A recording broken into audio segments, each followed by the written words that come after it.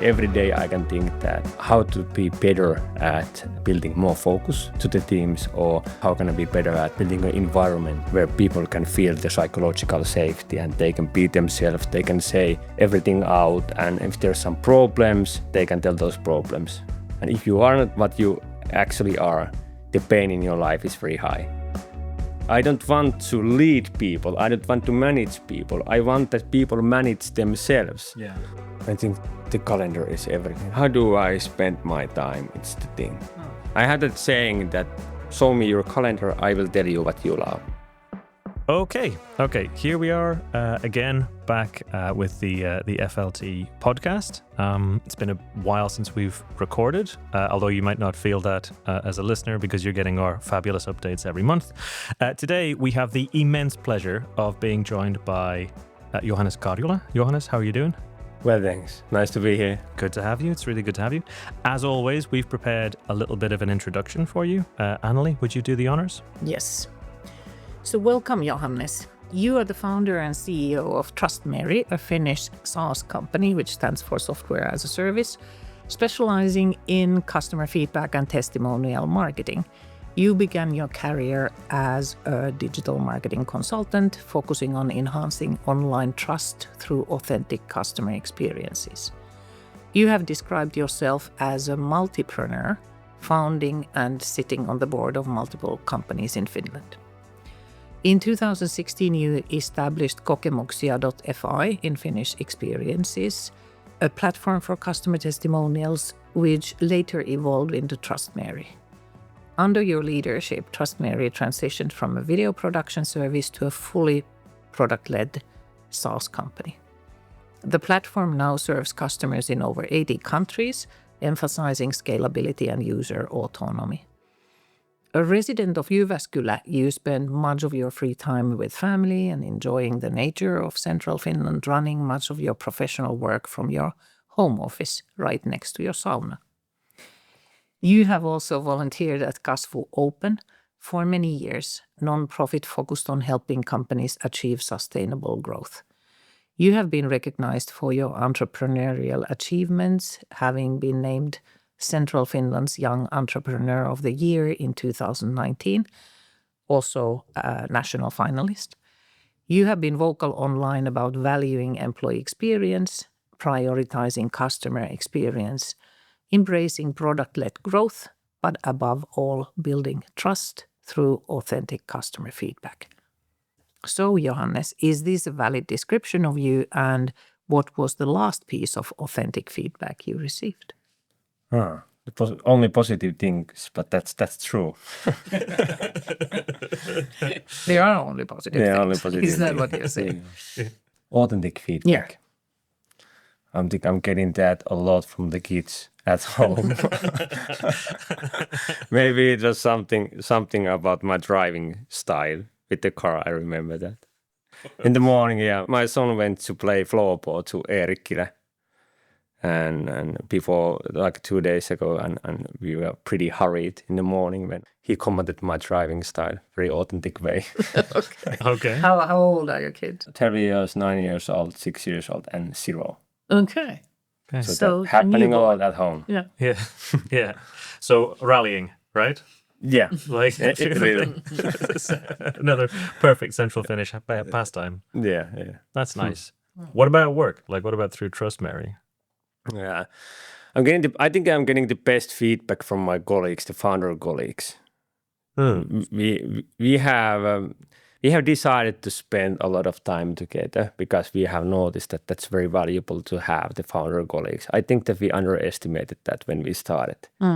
We were more like everyone is doing their own job, but we didn't understand that we have that kind of fellowship thing with the founders, and we are spending a lot of hours together, and we have put the slot to calendar where we just stay together, and we can work our own things, but we have a video meeting open, and if someone is having something to say, we can just help each other, and that's the place where we're also giving a lot of feedback, and because we know each other very well, we trust each other very well. That is the way how you can give very authentic and great feedback. So do you criticize each other as well? Yeah, a lot. a lot. You only criticize each other. Yeah. But that's not a problem at all, because when you know each other very well, and you trust them, you know that they are helping you. It's pure love. Yeah. But is it always in front of computer, or you guys go to some interesting like sauna places? Yeah, we have a sauna together. We also visit places like London together, like a couple of months ago, and Estonia together. We once a year we are going to have some founders trip together, 1 week or 3 days together. Yeah. I'm going to Estonia on Friday. Any hints? Any tips? Where to go? Good food. Good food. I think that it's just check the restaurants more than 4 stars and Yeah. Yeah. How many founders are you? 4. Okay. Okay. Are they all men? Yeah, all men. Just checking. Yeah. Do you know each other from a long time ago? We have pretty colorful history that one of them are my colleague from the University of Jyväskylä. I studied information system science, and that's the place where we met. And the one is we having wives from the same family. I don't know that word, but vävy-kollega in Finnish. Yeah. Brother-in-law. Brother-in-law. Yeah, and the one is someone who we used to do same digital marketing projects together before we founded TrustMary. So we had common clients, and that is how we met. Yeah. Those are the guys I pitched my idea about kokemuksia.fi 2016, and they joined the company.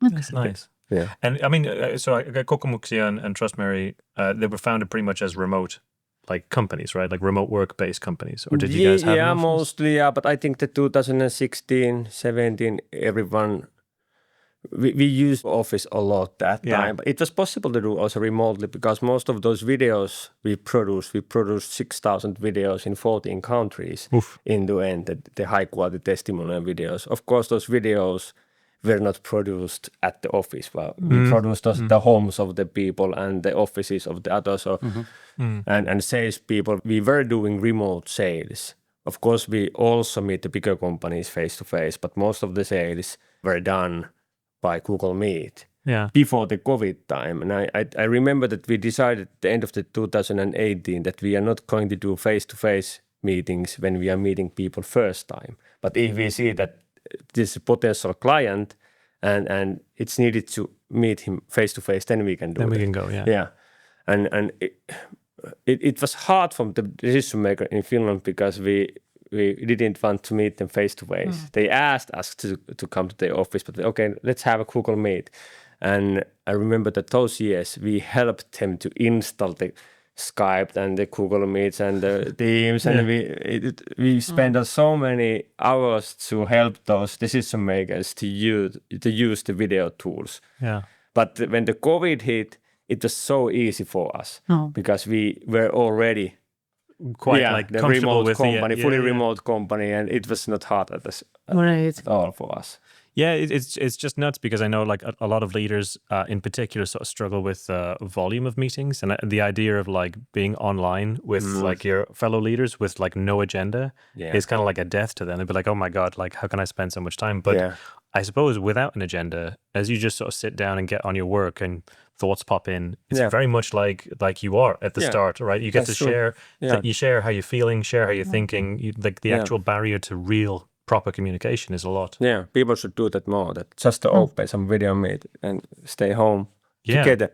And if you think it's only 6-7 years ago, I mean, that's it's there. Well, it happens a lot here at the university. You know, when we do online courses, lots of students just open their Teams and then they do whatever they want. it's not a fun. It's not a fun experience. It's more about emotions than information. I say. Yeah. Actually, an important question: is your wife's name Mary? No, but I trust her. Why should we trust Mary? And who is Mary actually? Mary is the most common female name in the world.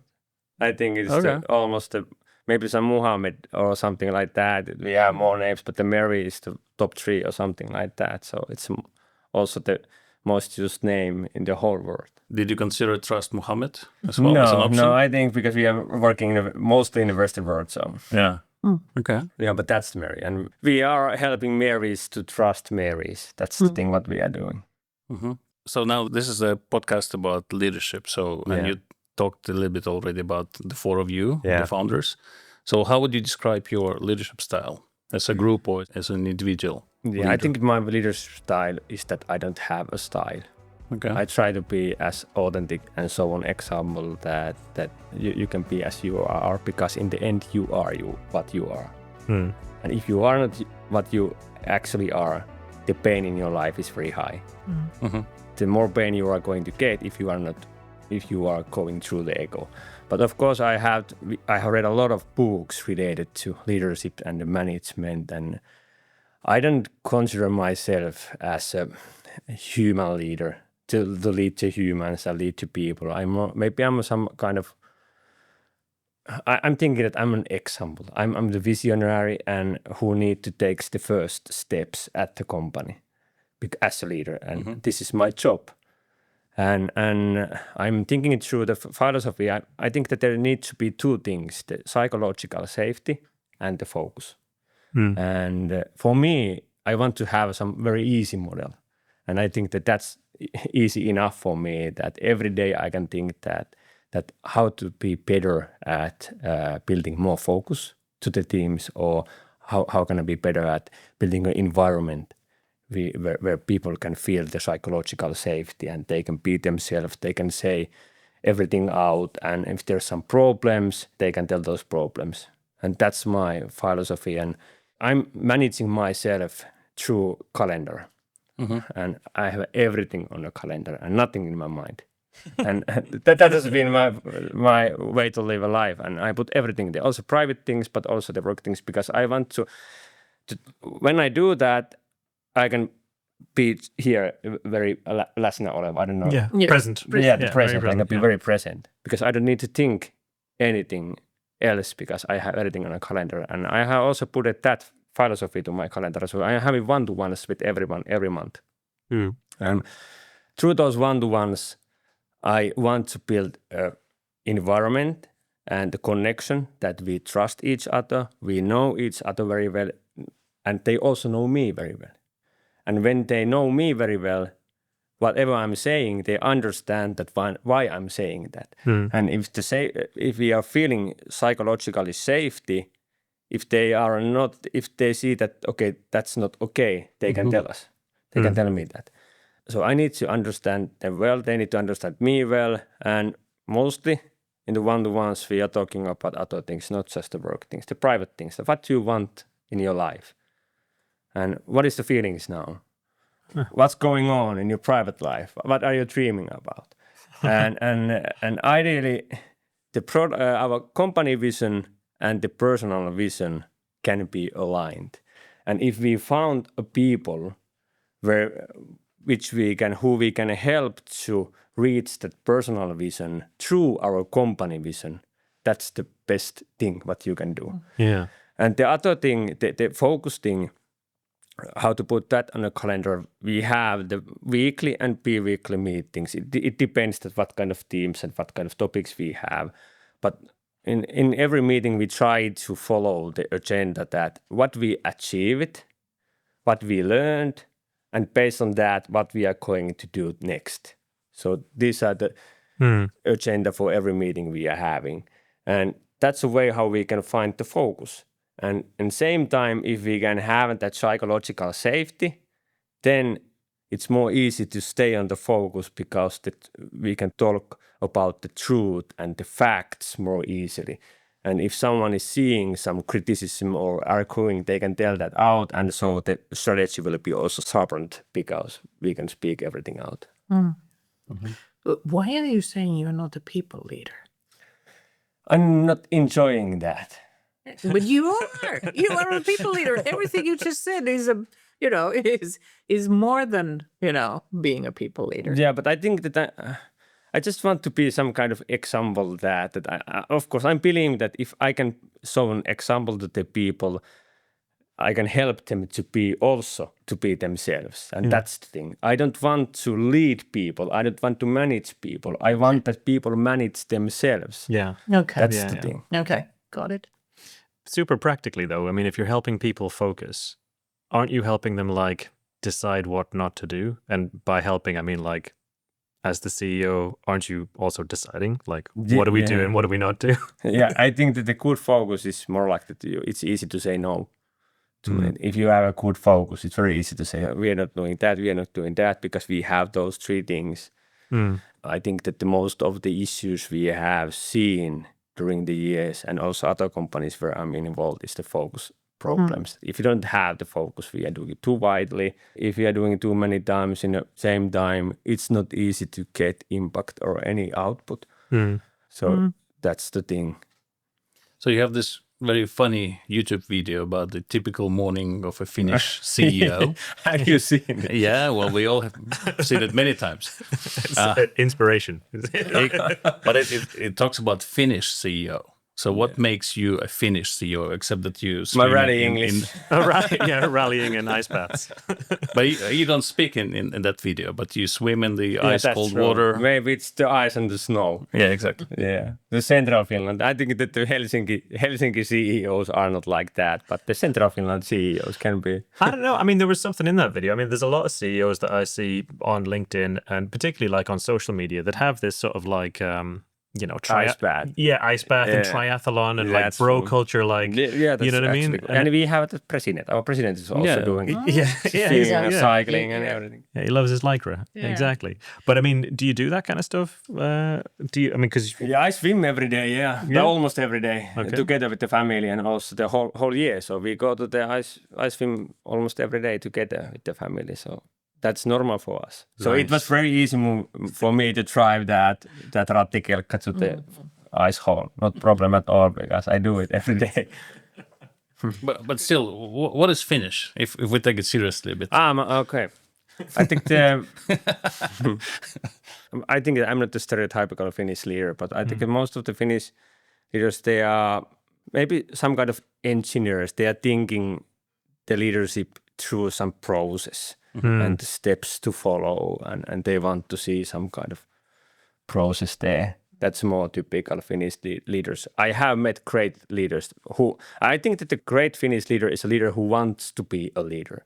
And it's similar thing that the great leader is a great leader and he wants to be a great leader, like a great sales rep. He's great at sales. They need to want to be a leader and understand the leaderships and be better at leading and managing things. I have met them in bigger companies. But in the startup world, most of the startup leaders, they are not like that. They are just more like a visionary, testing things before the other ones are allowed to test things. And they are showing an example in the startup world mostly. They are founders and they ideally, most of them are not leaders. They are more like they want to solve the problems and help the clients to succeed. But at bigger companies, for example, Talenom, I'm sitting at the board of Talenom for seven years, I think. Yeah. And I have seen great leaders there. Someone who has grown to be a leader and they started to manage 20 people and then they have 200 people and now they have 2,000 people inside of their teams.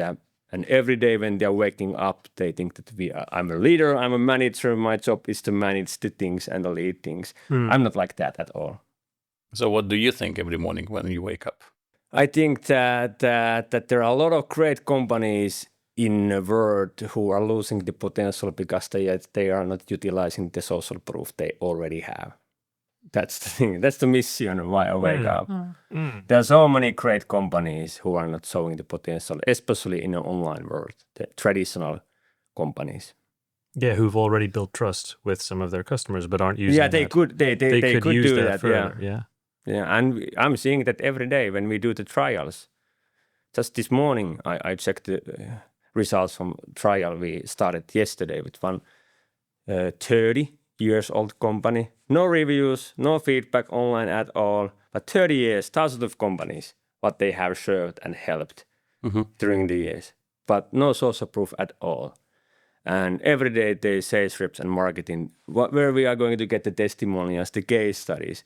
We started trial yesterday and this morning we had 40 fresh recent reviews and happy clients, and we can put them immediately on the website tomorrow. And okay, on Thursday we are going to get more because we are doing the next survey. So I'm seeing that every day, and they are losing a lot of potential because they cannot build trust through the social proof, and that's the number one content to trust, that people trust. That is why I wake up, and that is my mission and the problem I'm trying to solve through the Trust Mary. Right. Can I still come back to focus? I think focus is really difficult. I'm leading our team of 7 at the moment in internal communications at Wärtsilä. And it is so tempting to go here and there and everywhere. And of course, communications, it's really difficult to keep the focus because you can go, as you know, anywhere all the time. What's important as a leader? What's important for you? I mean, you are honest, you give them the honest feedback, but how do you yourself keep that focus? I think the calendar is everything. How do I spend my time? It's the thing. I have that saying that, show me your calendar, I will tell you what you love. Oh God, So that hurts. Yeah, it's true. That's the thing. And if it's empty, if it's empty or if it's full of like, it's and many times if you see someone Let me check my calendar. who is very hurried, it's someone who's saying, I have so many things on my mind, and then life is hard. Because of your calendar, typically it's empty because they have everything there. They cannot put that to the calendar. They cannot understand that what they are doing in their life, and that's why the things are managing them. They are not managing things, but the things are managing them. You need to transform that. Yeah, that's such a good point. It is. And it's also with I come back to the focus things, because that is something what we do a lot. That I have needed to do a lot, because when you're building a startup and the vision is changing and the ICP, the ideal customer profile is changing and the product strategy is changing, everything is changing. We changed from the video business to SaaS business. Yeah. And so you need to together check the calendars of the people. If someone is saying that I'm not sure that am I doing the right thing, then you need to check that is the personal, team and the company goals aligned. Yeah. So are you supporting the company goals through your team's goals and through your personal goals? And can we see that from your calendar? And then we allocate the slots from the weeks and the days to do activities related to those goals. And that is something which we should do more also as a manager and a leader. We can do some soft speaking and talk through the soft things, but that is something what we need to do after that. We need to check the calendars together, that how are you spending your days. That must have been a tough switch though, right? Because like when Trust Mary made its change, you fundamentally changed the whole focus. Right? It was very hard. We had 60 people that time, 55 people that time, and when the COVID hit, our revenue went down, almost zero, and I needed to lay off everything. And everyone to holiday. In Finland we have that holiday system, and then we take the salespeople back and started to do SaaS sales, because it's the only way to stay alive. And we had that first version of our SaaS product, and we started to sell that SaaS product and get enough cash flow to stay alive. But all the video production people, the coordinators, the videographers, they went to the holiday, and they came back like after a year or something, and most of them I needed to lay off them totally. And at the same time our SaaS business started to grow, and so I lay off the videographers in the morning and I recruited software programmers in the evening. And for me it was hard to switch that mode, that in the morning you were crying together and trying to plan the private things of the people, that what you could do next, that how can I help you to get a new job and everything. And in the evening you switch your mode, and then we had that vision to be a global SaaS company. Was that switch, was it like the last thing in the cupboard was the software? Like it was like it was in your product set already and you thought, okay, well this is the only thing left? Or was it like making a big bet? We had a plan before COVID that we are going to do some hybrid model, that we noticed that the companies, they wanted to have those videos. They wanted to have that social proof on their website, but they didn't know that who are the advocates, who are the happy clients. And that's why we created the piece of software to test that who are satisfied, who want to participate in those videos. And we had that strategy that we are going to build some global product for that hybrid, that the software and the high-quality testimonial videos produced by global freelancers. We also built some kind of ERP system to help the freelancers to produce those videos and put the content in and do let them to interviewers to accept the content and everything. So we had that kind of system, but when the COVID hit, it was impossible to do anything. I don't know, do you remember that we had those closed borders, and I needed to give some permissions in Spain and France to the videographers to go to the other state, and it was very hard. And everyone was using the mask everywhere. But it was impossible to do any video interview because of that. So the revenue went down. I remember we had more than 300,000 euros revenue on March 2020, and in April it was like a couple of thousand euros. And only way to survive is to, we have that first version of Trustmary, this software. Let's sell that. And together with the sales team, we started to sell that product to our current clients. And it was pure outbound the first 1.5 year and here in Finland. And then the investors started to ask, what are you doing? What is Trustmary? You have some kind of software and quick start here in Finland. Do you have some global plans, and are you going to be international? And then we started to talk with the investors, and the venture capital invested on us at the end of the 21. And then we started to go global. We launched our global freemium product early 22. And then we started to do switch from the outbound to the product-led growth, to how to acquire clients through the product, through the self-service funnel. And that was also the other switch. That you got actually like business coming in sustainably, in the cycle. Huge transformations. I have a question about ethics. So if I understand correctly, so what your software does, it actually looks for kind of happy clients and then makes these videos, right, collecting reviews and so on. What about those unhappy ones? So do you think that there's some kind of one-sided story that you're telling, which is good for business, of course, but what about the ethical side of that? We are collecting all the feedback. The critics. Also the critics, but we have that manifesto that companies should have a moment to fix the problems before getting a Google review.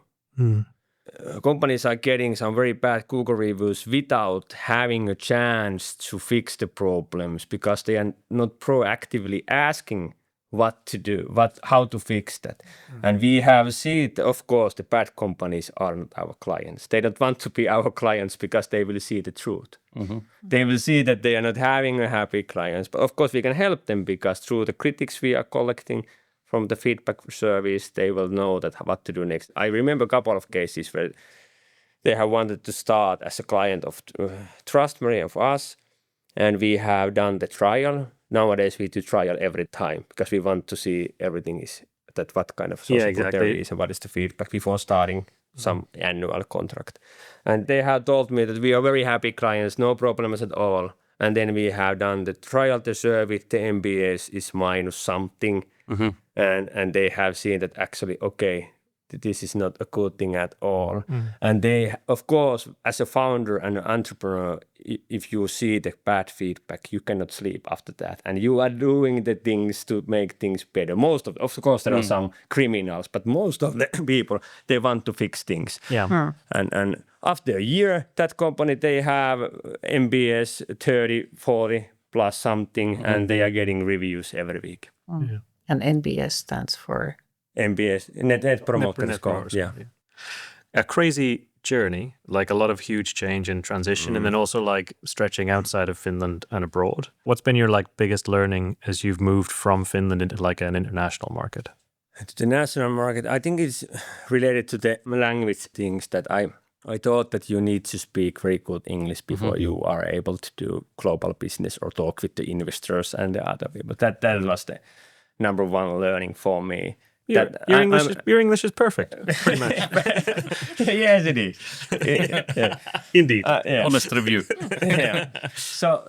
But I thought that the level of the English should be high. And I think that the Finnish education system is a problem. We don't speak enough at schools. We do the grammar well. I was great when listening things and writing things, but for me it's hard to speak because I'm not experienced with speaking. And when you want to ride a bike, you need to learn and ride a bike. Yeah. And that's the same with the speaking. Yeah. And if you don't have experiences to speak English, you are not going to be good at speaking English. But that's not a problem. We think that that's a problem. And it's because of we had those stupid problems in Finland that, for example, if we see Petteri Orpo speaking in television or in the news, and we read the comments, there will be a lot of comments related to his speaking skills in English. And people are saying, oh, shut up, you cannot represent our country. I think it's often about what he says as well. That might be one thing, but that's another topic. But most of the comments is related to that Just how he speaks. Yeah. And same time when we see our president Alexander Stubb speaking, there's no problem. People are saying that that's the way to do the English and that's the way to speak English. And okay, now finally we have a president who can. You have seen those topics. Exactly. But you can be never like Alexander Stubb. No. And if we think that you need to have that kind of a level before going global or start to do the global discussions, you are not going to do that ever because you are not going to reach that level. And that's the problem. And those people who are leaving those comments, they don't speak English at all. And they have the same level of experience than the others. I think that most of the people, like you have worked in international companies, in the Nokia and everything, you know that the level of the English is right. If you can just talk, that's enough. And you will learn through speaking and people will help you. And you don't need to have the perfect phrases and to talk out. People are helping you. You can just give a words and they can help you. That was the biggest learning for me. And when I started to have a conversation with the European people, like the France, from Germany, from Italy, and I noticed, okay, they are actually bad speakers. I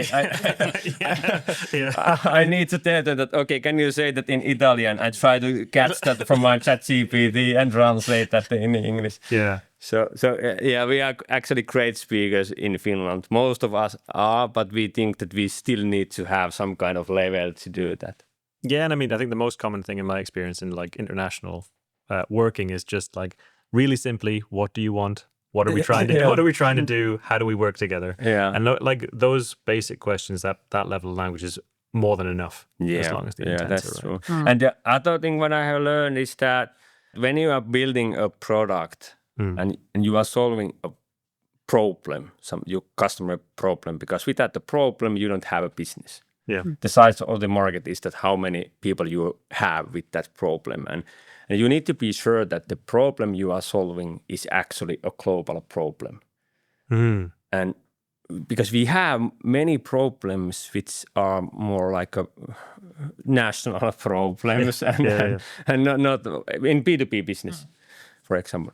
So you need to be sure that that's a global problem. And if you I want to go to Sweden, you need to be sure that that is actually a problem in Sweden also. And there is not a local product for that. Maybe it is not the similar product you are building, but it's some other solution to solve that problem. And many times when you are doing the market analysis, you are comparing your product to the other products, similar products in the same product category. But you don't notice that there can be some local way to solve that problem without those products. And you push too much time and effort to go to that market and why they are not buying from me. And there is also other thing, for example, related to Sweden. If you go to Sweden and try to sell your product, they tell you, okay, very nice, but I'm sure that I will find a local version of that. And they want to build from the locals, like we also. We want to buy from the locals because we trust them more. They are local and we think that, okay, as a local, they can relate me. They are more relatable. Yeah. And they understand me better. They understand the problem better. And I'm sure that they can solve that problem better. Yeah. And we have also seen that at Talenom when we are building accounting services and accounting software. And we are having 10 million revenue and in Spain and 20 in Sweden, so on. And we have seen that, okay, there are a lot of local ones. The products are not as good as our product and the service, but still they are good enough and they are local. Yeah. It's very hard to I compete pick up the against phone. them. I know the person's going to turn up, and they're going to actually be there like quicker, with the local support. Yeah. I have one question. In the other podcast where you were the SaaS podcast, you mentioned that when you moved to the SaaS business, you tried to go too fast, or you expected too much from the customers too early. Yeah. How did you, as a leader, first of all come to recognize that, and how did you then react to that? It was hard because it took too much time, because we when we raised that first seed round, we thought that, okay, now we have money, and with the money it's easier. We thought that it's easier. But you cannot activate people to solve the problems faster with your money. You need to build actually a solution which can be used to be more activated. And I, together with the team, I had that metaphor. I used that a lot when we started our SaaS business, that now we are a startup again. And that means that we are in the middle of the jungle. And we need to get out because we are going to die. And that's a harsh truth, that we are going to die if we are not able to get out from that jungle. And then we are going to see 5 steps. Then the first step is that we are going to find some small path what we can follow, and hopefully that goes out, not to the river or it goes out. And the second one, it's go a little bit wider, and then you can walk faster, and then it's very wide, and you can run and drive a cycle, and then you see the horizon there, and then you go out of the jungle, you drive tarmac, not any rock road anymore, and then you go to the big highways. And I thought that everyone can work at the companies who are driving highways, because the environment is totally different than at the company who is in the middle of the jungle. And now we are in the middle of the jungle. We need different kind of skills what those companies, people at those companies who are in the other stages need. And let's survive. And we need to stay together. We need to tell if someone is seeing snake, please tell to each other because we are going to die. So things like that. Yeah.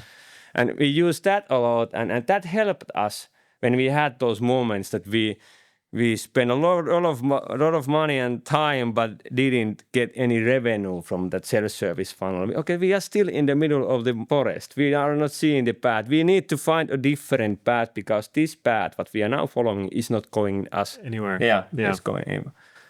So we had that metaphor in mind, and every Christmas event we are having at our company, people are waiting that jungle metaphor. They are asking where we are now. Are we seeing the horizon? What kind of path are we on?